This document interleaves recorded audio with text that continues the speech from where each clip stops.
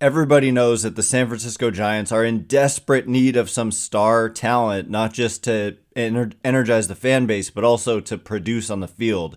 But with a relatively thin free agent market, where is that star talent going to come from?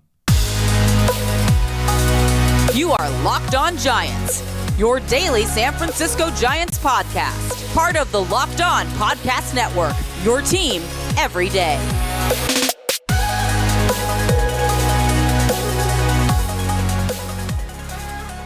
Hello and welcome to Locked On Giants, part of the Locked On Podcast Network, where it's your team every day. My name is Ben Kaspick, and on this show we provide daily episodes Monday through Friday, talking about the San Francisco Giants in a way that's data-driven and rational, but also simple, passionate, and accessible to all. I'm a former contributor for the baseball statistics and analysis websites Beyond the Box Score and Rotographs. I've been podcasting about the Giants since 2015, and I'm a lifelong fan. Thank you for making Locked On Giants your first listen every day. We're free and available wherever you get your podcasts, including YouTube. So check us out there, and please hit that subscribe button wherever it is that you're following the show. Today's episode is brought to you by FanDuel. Make every moment more. Right now, new customers can bet $5 and get $200 in bonus bets guaranteed. Visit FanDuel.com/lockedon to get started. And where we get started, no managerial search updates today. Nothing has come out, but we'll have those for you if anything gets reported at all. And this is going to be resolved. Like we're not that far away from a likely resolution, couple weeks. But yeah, anyway, stay tuned for that. But today we're going to be getting into some mailbag questions. The first one coming from SF Otani. I like that optimism there. Who asks, what superstars can potentially be available to the Giants and what prospects would you be willing to give up? And so I alluded to this in the intro there that it's a relatively thin free agent market, which has not been the case the last couple years, was not the case in 2019, as we discussed yesterday. After 2018, as we discussed yesterday, when Bryce Harper was out there and the Giants made a run at him. Of course, Judge and Correa and others last year, Seager and many others the year before that. And so they really missed their opportunity when there was a lot, like unprecedented star talent available.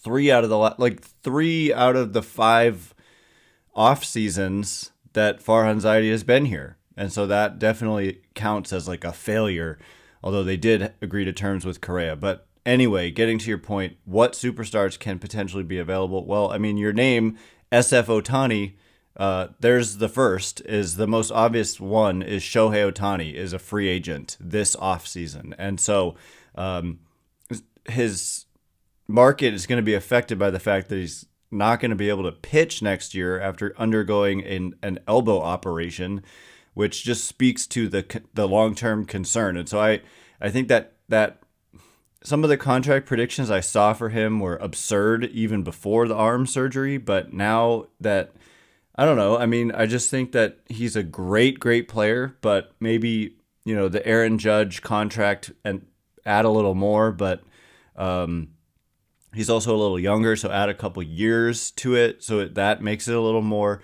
closer to like, 400 to 500 million versus like 900 million or 800, like as I've seen some suggest. But anyway, he's out there and he's potentially available to the Giants. And then there's also, out of Japan, Yoshinobu, Yamamoto is a pitcher who apparently is just, I've never even seen him pitch really, but Farhan Zaidi called him one of the best pitchers on the planet, and he said it's not an exaggeration.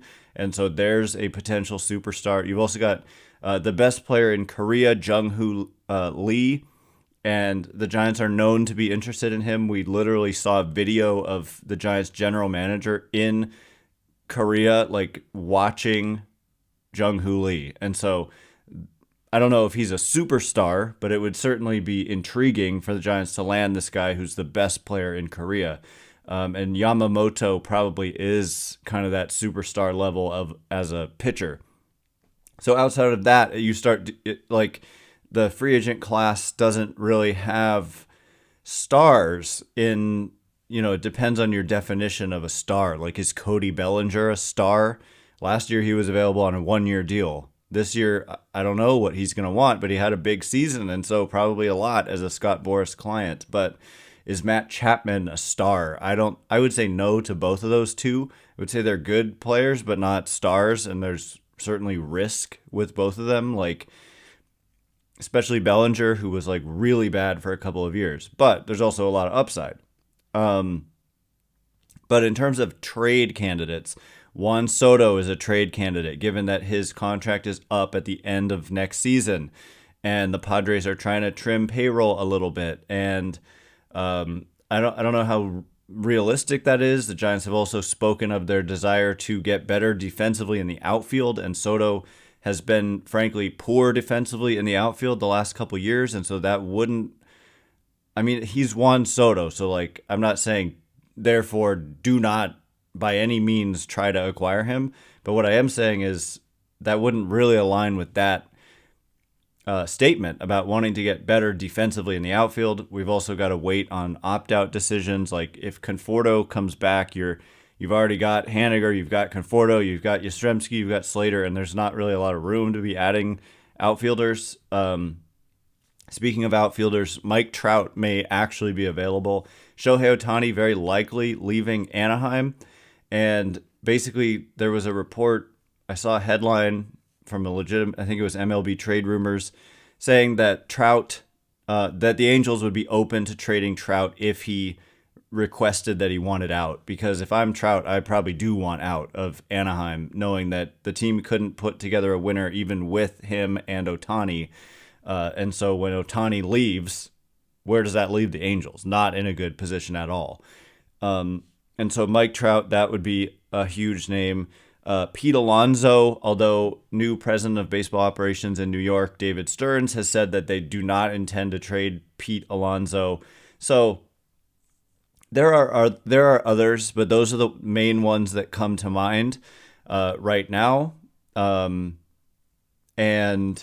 yeah, you just gotta. I probably could have spent more time scouring over each and every team, and eventually I will do that and get back to you about possible targets for the Giants. But I agree, they need that kind of star talent, and I mean the main guy for sure would be Shohei Ohtani, but having another disappointing season doesn't do them any favors.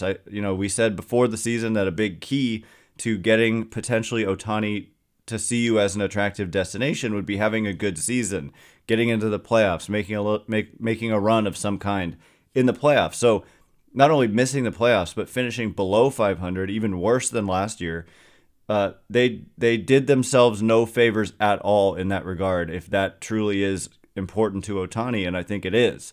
And so that stinks, but we're just going to have to see how it all plays out. So the next question is coming from Mike Yastrzemski Enjoyer, who wants to know about the ideal balance between letting the rookies play versus bringing in veteran players next year. And so we will answer that question momentarily. And before we do, today's episode is brought to you by our good friends over at FanDuel. October baseball is back, and it's been fantastic. I've enjoyed every minute of it.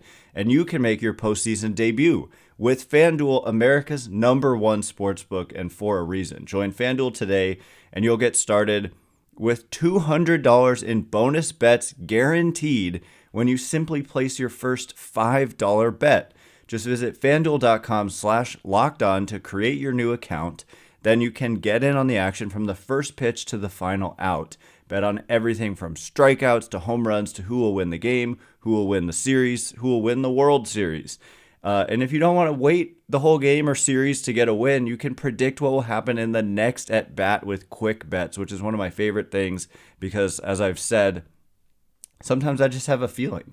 I don't know about you, but sometimes you just have a feeling and you want to make that quick bet. You can do it with FanDuel. So head on over to FanDuel.com/lockedon right now and step up to the plate this postseason with $200 in bonus bets guaranteed. Make every moment more with FanDuel, official sports betting partner of Major League Baseball. All right, as promised, here we go. More questions and answers. Thanks again for making Locked On Giants your first listen every day. Everydayers tomorrow on the show, barring some major managerial news or something, we're going to be talking about our favorite moments from 2023. So it was a season that had some great moments, and we're going to be going over some of them. And then later on, we're going to be talking about the biggest missed opportunities this season for the Giants. But favorite moments, maybe mix in some mailbag questions as well. And then, of course, any updates to the managerial search will be covered no matter what as the number one priority. But for now, the next question from Mike Yastrzemski Enjoyer, who says, what do you think is the ideal balance of let the rookies play versus bringing in veteran players for 2024, for the 2024 Giants? Like, which rookies should the Giants give lots of playing time to, and which positions should they seek veterans for? So part of this is already like determined by essentially anyone you have signed to a guaranteed contract. Think Mitch Haniger, think if he opts in, Michael Conforto.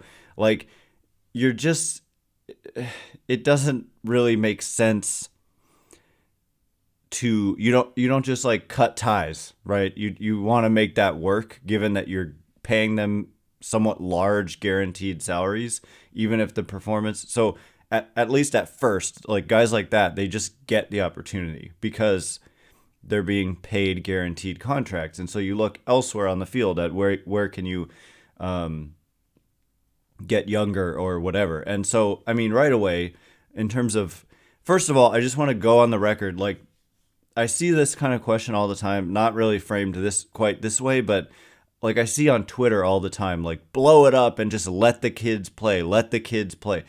I'm not a fan of that, like, just in general, because what you're often going to run into when you do that is you're going to see like a bad team. You're going to see a team where, like, if you just want Elliot Ramos playing, getting 600 plate appearances, and Joey Bart like getting 500 plate appearances, and whoever else, Marco Luciano, I'm high on him, but like Casey Schmidt at third instead of any of JD Davis, and Luis Matos instead of Mike Yastrzemski or Austin Slater, and on, and Elliot Ramos instead of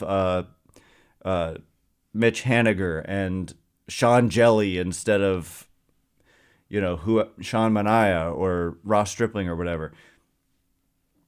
I understand the appeal in a way, but at the same time, what you're likely going to see is like major struggles from a lot of those guys. And that's why they don't just do that. They're trying to compete, and it would lead to like I know the team was only mediocre the last couple years, but you're talking like, okay, you want to be 20 plus games under 500 if you kind of operate that way. And maybe some of you want that. And certainly, if you knew the final outcome was going to be that you were going to be under 500 and miss the playoffs, then at certain spots it would have been probably worth more, like giving a look to Marco Luciano more or Kyle Harrison more. But the ideal balance, like, okay, so then you say, like, which rookies should the Giants give lots of playing time to? This is an easier one to answer. It's more like straightforward. Basically, Patrick Bailey, I think, has a clear inside track of just being the Giants catcher of the present and the future.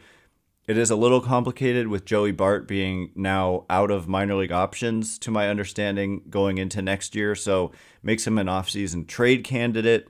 Blake Sable, like on the flip side, because they kept him on the roster all year, he can finally be optioned. So they could just go with Joey Bart to start the year as the backup to Bailey, and have Sable as an option in the minors. And if Bart continues to struggle, then maybe he gets traded or DFA'd or whatever. And then you have Sable with a full complement of options. So I see like potentially, a lot of youth at the catcher position. Bailey, Bart, and Sable are all young players, like young to the league, if not young in age. I think they're all pretty young in age too, but new to the league-ish players. And then Estrada at second base, not going anywhere. At first base, it's somewhere where I could see like the Lamont Wade Jr. and whoever platoon. Like, I think Wilmer Flores should continue to play in the role that he's played which is, especially if he hits like he did this year, he needs to play a lot.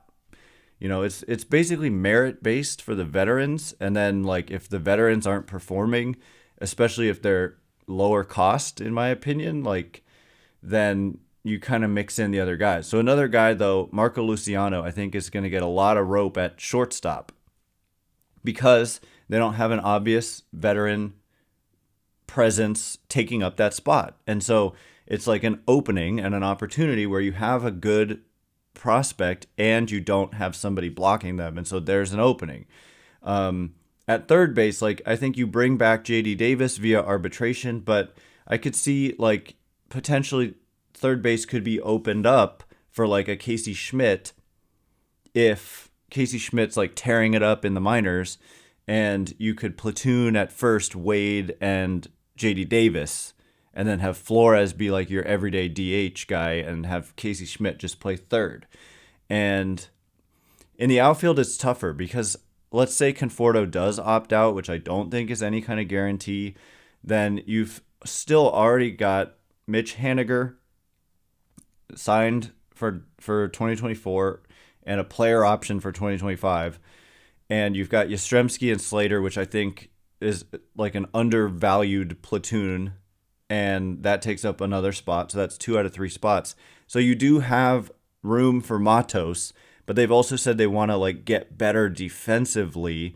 Matos struggled defensively in center. Haniger wasn't so great as a corner outfielder himself. I think Slater and Yastrzemski are pretty good defensively, but I think Matos is certainly in that mix to get a lot of playing time. But where do you make the upgrades? I kind of just filled out an entire roster for you. And then I guess on the pitching side, I don't know if like the pitching side is a little bit, there's a lot of youth to go around for innings. With Webb is still young himself. Kyle Harrison is going to get a lot of playing time next year, barring, health and all that. Tristan Beck, Keaton Wynn, and then there's another wave of young pitchers coming as well. And we saw Ryan Walker in the bullpen. Camilo Doval is still a young reliever. And so there's a lot of youth coming like next year. You're going to see a lot of youth in that pitching mix.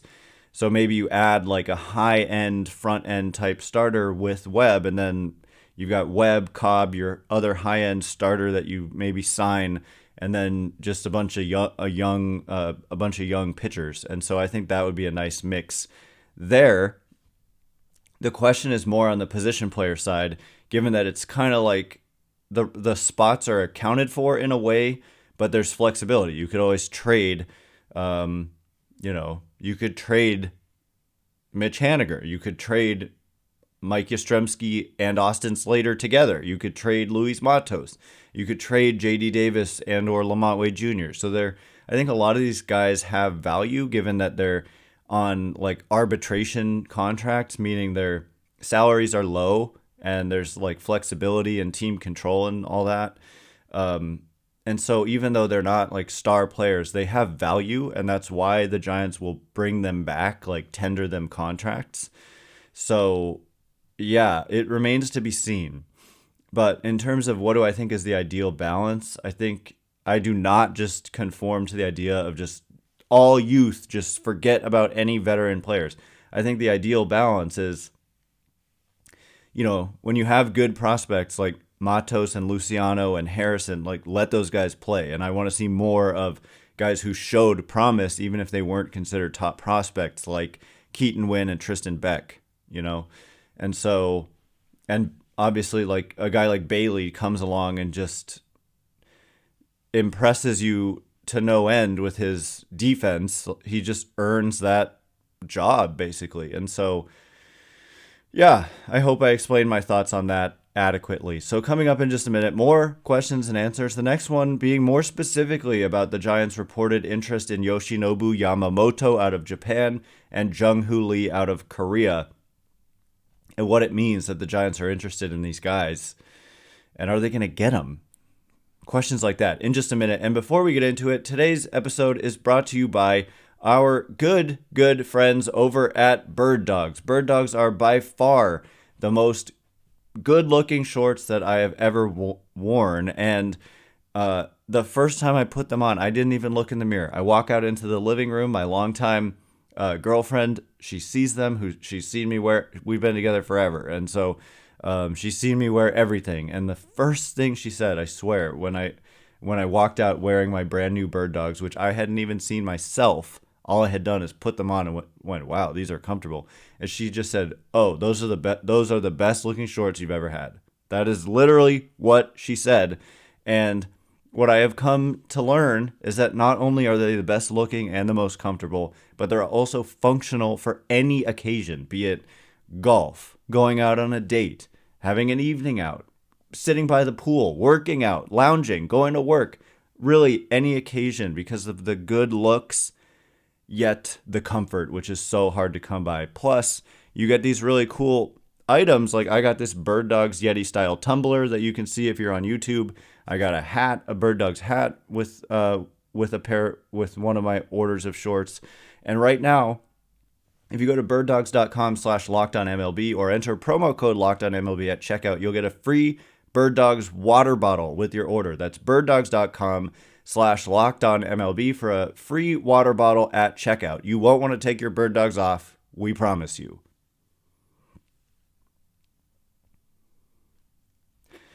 All right, as promised, more questions and answers. Thanks again for making Locked On Giants your first listen every day, everydayers. Tomorrow, talking about the best moments, favorite memories from 2023 for me. There were a lot, particularly not in the last 3 months. So I guess in the first 3 months of the season, maybe some towards the end. Kyle Harrison's debut, that was one of them. There were a lot of fun moments, and so we're going to be reliving some of them tomorrow. Also maybe mixing in mailbag questions and giving you the latest on the managerial search if there is any kind of rumor or report or anything about that. So, getting back to the questions, the next one from Nico, who says, with the Giants reportedly in the mix for Yoshinobu Yamamoto and Jung-Hoo Lee, do we see the Giants as making a push toward a younger team rather than going for bigger veteran free agents? And so that's a good question because these guys are young. I believe Yoshinobu Yamamoto is he the one or is it Jung-Hoo Lee? I think it's Yamamoto, who's not even going to turn 26 until like next year. And Jung-Hoo Lee is pretty young himself. I'd have to verify. I probably should have verified beforehand, but I'm pretty sure they're both relatively young. And when I say the free agent class is weak, I'm kind of not talking about international players, and that does change the equation because both of these guys, like these are two of the top free agents in this class. And if the Giants do in fact go after these guys as maybe priority number 1 and priority number 2 or whatever, and maybe come away with both of them, who knows, how cool would that be? Then, I mean, just in general, Farhan Zaidi has spoken to that, building a team through free agency is not always a great way to go because you end up, by definition, they're older players. And so, yeah, I think, like I also said, there's not a lot of great free agents out there. Like, do I see them giving, however old Matt Chapman is, I think he's 30 or something, if you give him like a 5-year deal, are you looking at the next Evan Longoria type of situation where you're just paying a player into his mid-30s for his decline phase?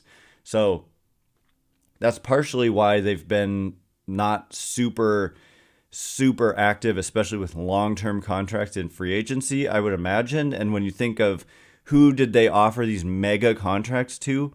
Bryce Harper, 12 years, $310 million offer. Carlos Correa, 13-year, $350 million offer, which was accepted. Both of those players were exceptionally young for free agents. I think Correa was like the youngest, if not like second youngest player in the free agent market last year. I don't think it's a coincidence that's the guy they went after. And for Harper, he was like 25 at the time when they were offering him that contract, which is what we spoke to yesterday about regret. Like, maybe offer him a few more years at the back end and you get him. And you needed a guy like that. And so However, like those players aren't really out there except maybe in the form of Yoshinobu, Yamamoto, Jung-Hoo Lee types. And so, but Jung-Hoo Lee, I don't think is expected to be a star necessarily of the like Bryce Harper caliber, certainly. But I don't know what a good comp would be for Jung-Hoo Lee, but Yamamoto, again, Zaidi called him one of the best pitchers on the planet. And I do believe he is only 25 years old. I will have to verify that. But that, when we're talking about, they don't want to give long-term deals for pitchers, I think a lot of it has to do with the age of the pitchers. And if you're talking about someone who's 25, like they gave the extension to Logan Webb, and he was entering his age 26 season. And so he was young, I think like there's just this, it matters so much how old the players are. Because teams factor in aging curves because players age and get worse as they get older. And so when you're getting more prime years, you're like, if you're getting a guy when he's 26, 27, 28, 29, like that's so much more valuable than getting 32, 33, 34, 35, And so, I hope so. I hope there's a push to get younger rather than bigger veteran free agents. There aren't a lot of those guys, though. Bigger veteran free agents. I mean, Rhys Hoskins, Matt Chapman, etc. So, anyway, I hope that answered that question. The last one now is coming from Juan, who says, what is your personal take on if they choose to go very progressive in their player acquisition strategy? In other words, trading their young players, for instance, Matos and Harrison for Luis Robert and Dylan Cease. So my personal take is that I don't like the idea at this stage, given they're not like one or two pieces away from just being like slam dunk, push them over the top. They're like World Series contenders. And then you've got to look at how much team control are you getting with a Luis Robert and a Dylan Cease, because that totally matters too. Like if I don't know the exact, I'm trying to like pull it up on the fly here, how much more team control those guys have. Dylan Cease only has 2 more years of team control, and Luis Robert has he's got 4 years of team control, including 2 club options at the end. And I haven't looked at his numbers recently. I know Dylan Cease didn't have a great season. Luis Robert's pretty darn good, though. Looking at what he did this year, wow, he had quite a good year. Very good defensively, right?